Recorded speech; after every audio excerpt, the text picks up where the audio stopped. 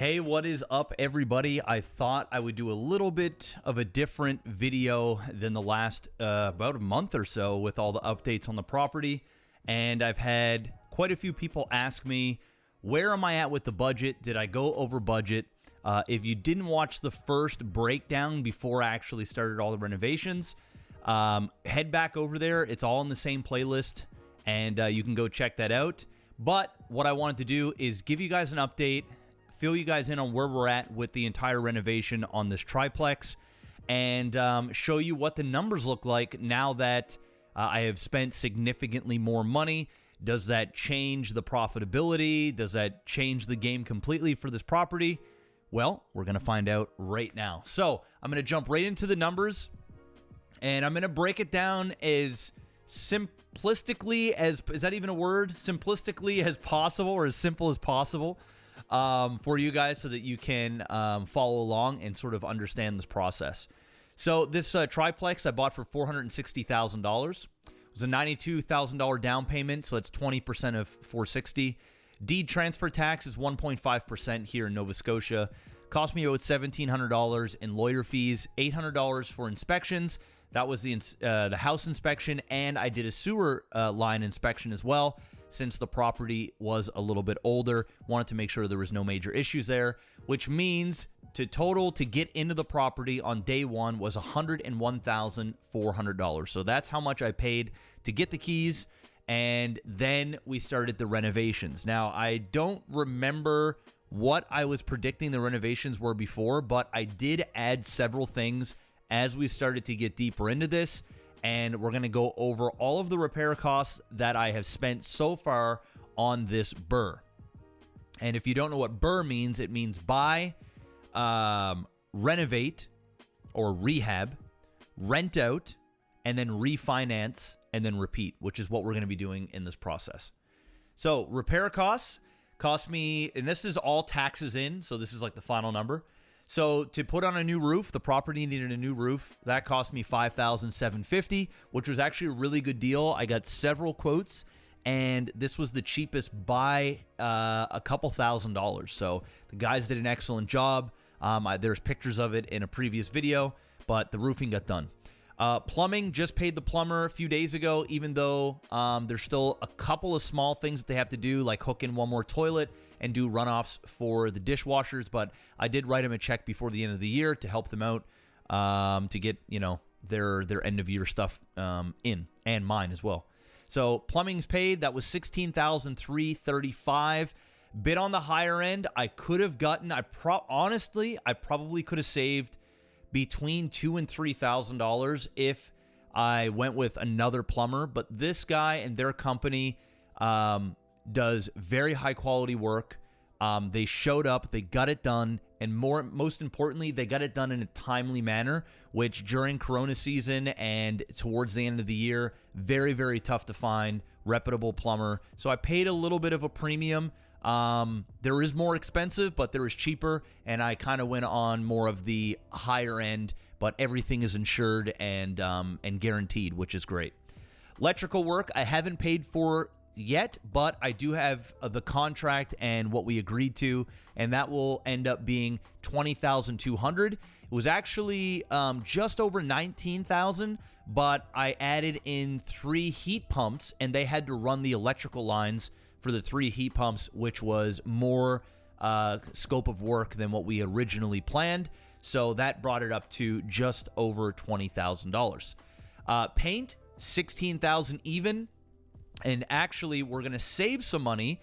I don't know what the difference is, but since we are no longer painting the 3 kitchen cabinets and sanding those down and prepping them, we're actually putting in new kitchens, which means at the end of this, they're going to give some money back or take some off of the agreement for the paint and the labor. So I'm not sure where that's, so it could be like $1,500, $2,000 cheaper. I'll know that as we get closer, but as of right now, tentatively, it's $16,000 and most of the painting is now done. Gonna have another update video for you guys here in the next 48 hours. Appliances, that has gone up a little bit. It's now at $11,600, and I've already paid for all those. That is 3 fridges, 3 stoves, 3 dishwashers, Yeah, that's yeah, washer dryer. Did I say washer dryer? If not, three washer dryer combos as well. 11,600. That went up a little bit from like the 9,000 and change I had before, simply because the fridges were on back order and I needed to get new fridges in as soon as possible. They will be here next week, and then I'll have all the appliances. And if I would have went with the old fridges, I would have been having to wait up and until the second week of February, and I'm trying to get these units ready by the end of this month. So I paid an extra $600 or something like that, and got the nicer fridges too, which tenants won't complain, but that's why it cost a bit more. So that's the price for appliances. Here is the big one. So the flooring. This was something that I wasn't originally going to do, but as we started ripping up all the baseboards and as I started piecing together these units, it was very, very evident that the floors needed to be changed. Before, it was just a little bit too industrial, too office-like. They were tile flooring. So we bought all new flooring, and man, what a difference this has made, and what a difference it's going to give us on the new appraisal of the property as well. So the flooring cost me $62.50 for the flooring. I even got myself an extra 300 square feet of flooring as well. We're going to end up doing the storage facility in there, and there's going to be some bonus, some extra, just in case something breaks or goes wrong down the road. So I bought a little bit of extra. So that was $62.5, and then we paid another $24.50 in labor to have people put in for all of that, and that was about 8, 16, 24, about 2,500 square feet of flooring. So just shy of $1 a square foot for installation, for $8,700 in total. Then the other thing that we added was heat pumps. I originally was not going to put in heat pumps, decided to do it now when there's nobody living in there. It was a great time to do it. It's a nice value add for the property. I got 3 heat pumps, 1 for each unit, and it's going to help the tenants out a great deal when it comes to power consumption because it is electric heating now. So, tenants are going to save money on their monthly bill, and that, of course, is on the tenants and not me. The only electrical bill that I pay is for the common spaces, so the common space lighting, heating, and outside lighting. So that was $83.66 for 3 heat pumps. Pretty damn good price, and that is also with installed. They actually installed 2 of the 3 units today, and they're doing the last unit next week when the last heat pump comes in and it's ready to be put in. Next, we've got $4,000 in light fixtures, other miscellaneous fixtures, and supplies. So that supplies means drywall, mudding, wood. Anything you can think of. We had to buy a saw. There's a couple of tools that I had to buy that I just didn't have before, and it kind of all added up. So I put that all into one, and that was $4,000. And then the holding costs. So when I say holding costs, that is the cost of the mortgage. So the mortgage payments are like $1,770, and then I have insurance, and a couple of other, I have to pay for the electrical that's in there now, and what little bit of water. There's like no water being used, but there are some costs, holding costs, and that is up to 3 months. So right now we're only going on week 7. And after 3 months, it'll be $6,000. So I put a $2,000 buffer for each month for all of those things. So in total, so far, we are at $90,951. So when you add up all of these, you get $90,951. That's how much in renovations I'm in right now. And I would say, did I put the kitchen? I did not add the kitchen stuff in here yet. So I just spent another, I probably should have done that before I did this video, but let's just say, guys, by the time all the kitchen cabinets are in, the new countertops and everything, this is going to be closer to $98,000, $99,000. You could round it up to 100, but I'll do another final breakdown at the end of the renovation, since we're getting closer to the end now in terms of all the costs. But we'll keep the kitchen out for now, because I did rip out all the kitchens and bought all new cabinets. But remember, New kitchens are going in, but we're going to be also saving on the painting and stuff because they no longer have to paint. But we're going to go with what I have for now. So right now, $90,951, which means in total, we are all in for the 101 plus the 90 and some change, so 91. We're all in today for 192,351. That'll be pretty much right around 200,000 by the time we're all done because there's nothing else to spend. We've opened up the walls. We see everything that could possibly go wrong, knock on wood, but this is going to be the final cost. I mean, it'll be no more than $200,000 and might not even get to that high, but we're going to go with the 192 for now, and then we're going to look at our monthly expenses. So electric bill, $50 a month. Water, $100 a month. The mortgage payments, $1,800. Maintenance, $150. Insurance, $140. Snow removals, $100. So as of right now, so say if I didn't get the property reappraised, right? Say I didn't. I just said, you know what? Screw it. I want to just leave $192,000 locked into the property, and I didn't get a reappraisal and a refinance. My monthly expenses as of today would be $2,340.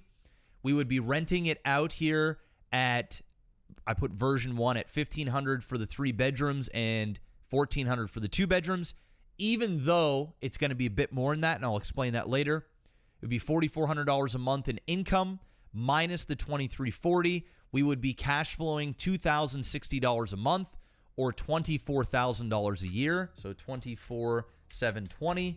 And we would divide that into what we have into the property, right? So that's $192,351 times that by 100. We would be making 12.8% cash on cash a year. So we'd be making just shy of 13% in cash on 192,000, which is a pretty damn good return.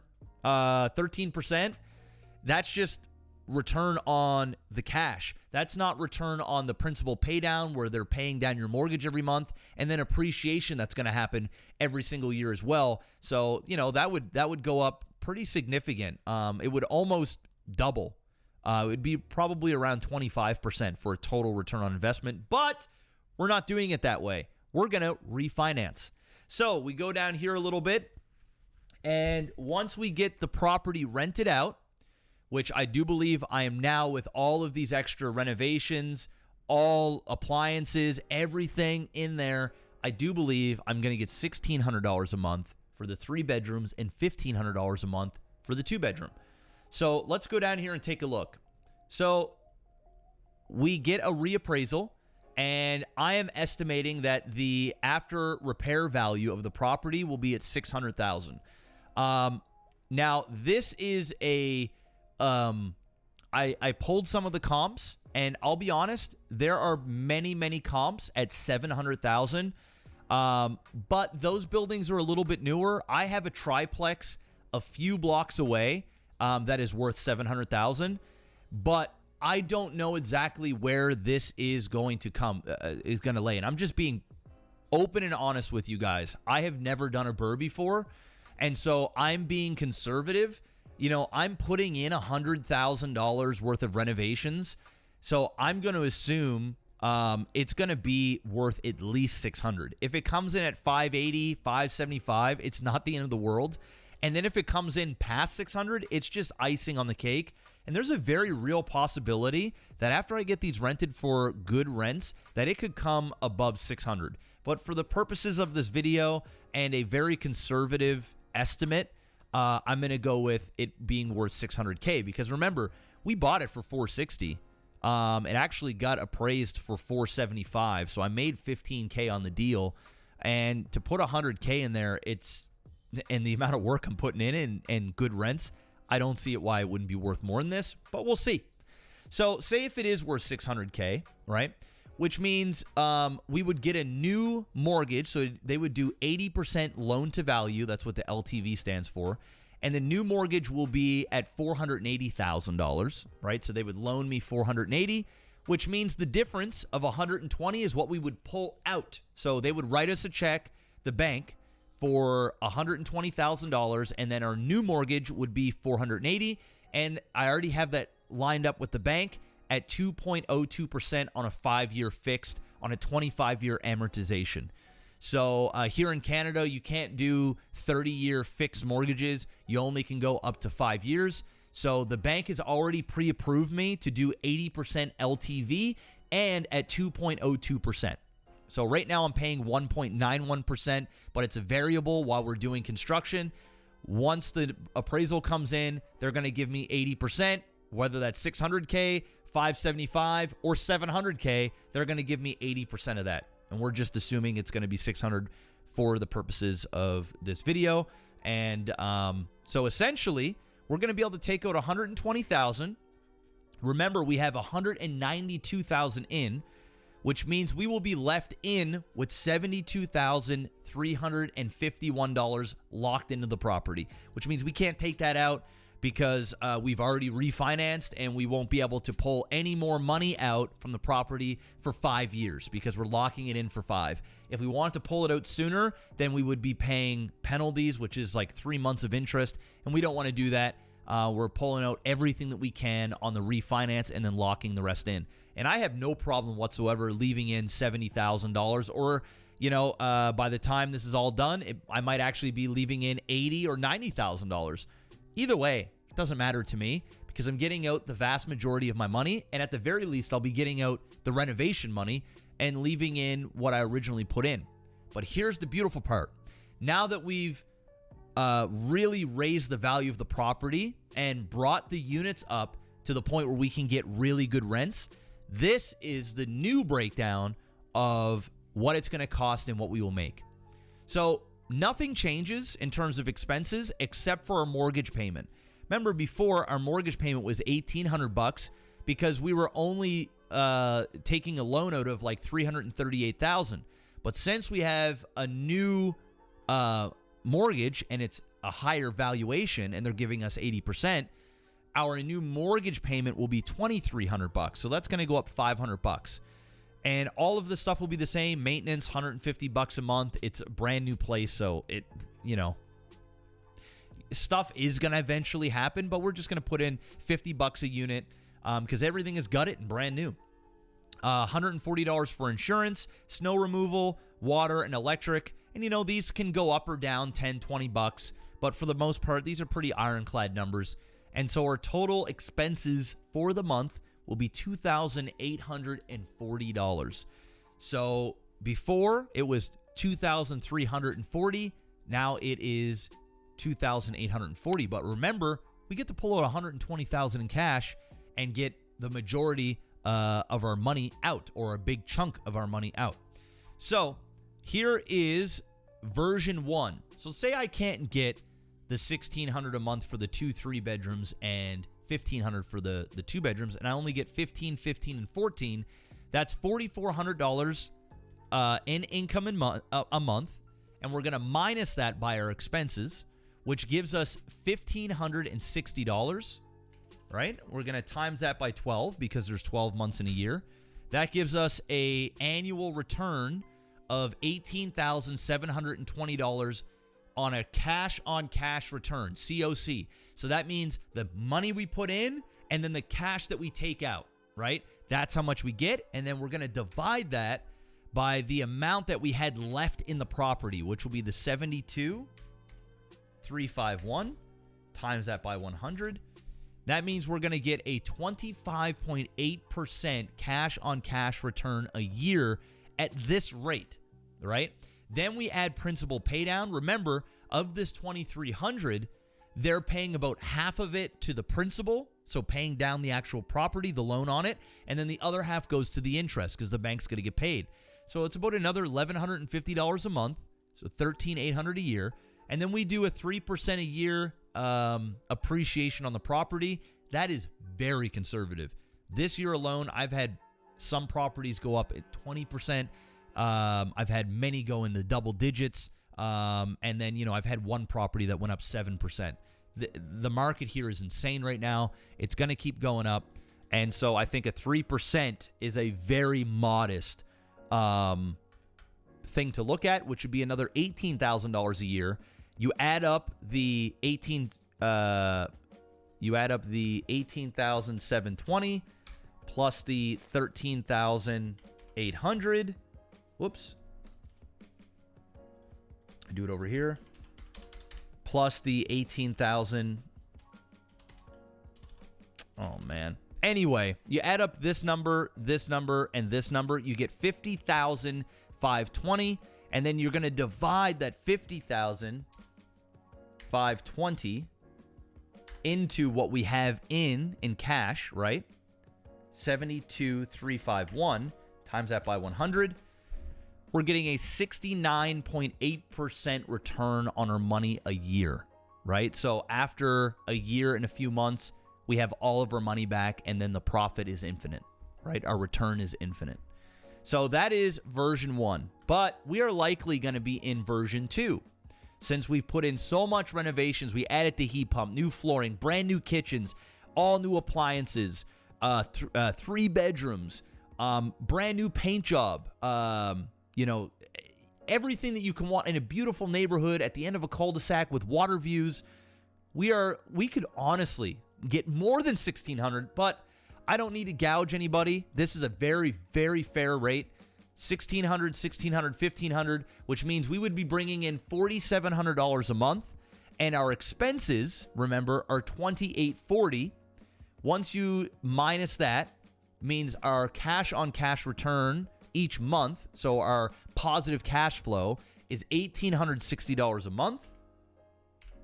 Times that by 12, that gives us $22,330, and then we're going to divide that, remember, by how much cash we have in the property, which is $72,351, times that by 100, which means our cash on cash return, I'm so sorry, 18,720, divide that into...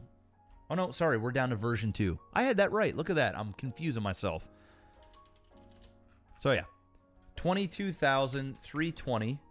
Divide that into the 72,351 a year. Or, sorry, of money we have in the property, which means we would be getting a 30.8%. I had that right the whole time. Cash on cash return.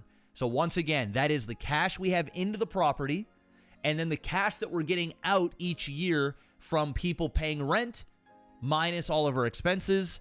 So, just after 3 years, essentially, 3 years and some change, just in cash, we'll have our money back. But remember, in real estate, you make money in so many different ways, not just the cash flow, but once again, the principal pay down and the appreciation. So when we add in the principal pay down and the appreciation with the cash on cash, we will be making $54,120 a year. We divide that into the $72,351 we have into the deal. We would be getting a full total ROI, return on investment, of 74.8% a year. So just after a year and some change, we would technically have all of our money back, but since we only can get the cash out from the cash flow, because that stuff is locked in, the principal and the appreciation, it would take us, a little over 3 years to get all of the money out. So that is the numbers that it looks like. And take that with a grain of salt, because I am actually going to be spending about another $8,000. So, we're going to probably have in $80,000, but honestly, when you are dealing with these types of numbers, adding an extra $10,000 into the deal isn't going to drastically change your ROI. This might go from 30% to 28.9%. You know what I mean? It isn't significant. But I wanted to give you guys a rough estimate on where we're at coming towards the end of the deal, and then I'll do this final breakdown once we get the appraisal, and then I can show you the actual legit numbers at the very end. But honestly, guys, this isn't far from the truth. This is pretty much what we will be getting. Now, with that being said, if the appraisal comes back at higher than 600K and it comes back at 650 or comes back higher, we might actually be able to get out all of our money or damn near all of the money. So instead of only pulling out 120K, say this comes back at, 650, we'll be pulling out a lot more equity, which means our money left into the deal will be much less. We might only have $40,000 left in the deal, which means all these numbers are going to look even better. The cash on cash will go up here. The cash on cash will go up here, and vice versa. But once again, if it is only by 10, 15,000 bucks, it isn't going to be a big difference. So there it is, guys. That's the breakdown. I don't want to make this a 40-minute video. 25 minutes, we're still going here. But I did want to break it down for you, for those that are trying to learn sort of how I get my numbers, how I project my numbers, and so on and so forth, and the real costs, because this is significantly more than what I planned on to do in the beginning. Good news is it doesn't really affect our numbers all that much, because adding the new floors, adding the heat pumps, adding those nicer light fixtures is only going to add value to the property. And when you're adding the dishwashers and the heat pumps, you're going to get an extra 50 bucks here, 50 bucks there in rents, because you're adding so much more value to the tenants and bringing down their costs while they're living in the property, right? So there it is. Thank you so much. If you guys are enjoying the videos, hitting that thumbs up goes a long, long way. It really, truly does. Share it with somebody if you guys are interested in showing some friends on how I'm doing my thing. Follow me on Instagram. I'm doing tons of updates of the property on Instagram, more so than I even am here. And link to my Instagram is in the description below, so go follow me there. And leave a comment. You have any questions, let me know in the comment section. I'll either answer them right in the comment section or do a video and answer your questions there. I've been super busy. I got a really cool surprise that I got for all of this stuff. Actually, I'll just tell you, I got a new truck. So that happened today, and I'll show you guys that in an upcoming video, because I'm doing so much more stuff, and I really want to ramp up my real estate portfolio in 2021 and bring you guys even more real estate content, because our market here is hot, and I want to get as much real estate as I can, because I truly believe that over the next 5-10 years, the values of these properties are going to go way, way up here where I live. So we can talk about that in another video and sort of my strategy, but hopefully this sheds some light. And I'm just being open and honest about all the numbers, guys. This is it. And, at the end of this, we'll see what the appraisal comes back. And if I made mistakes, I did make a few mistakes throughout this process, but none of them were huge.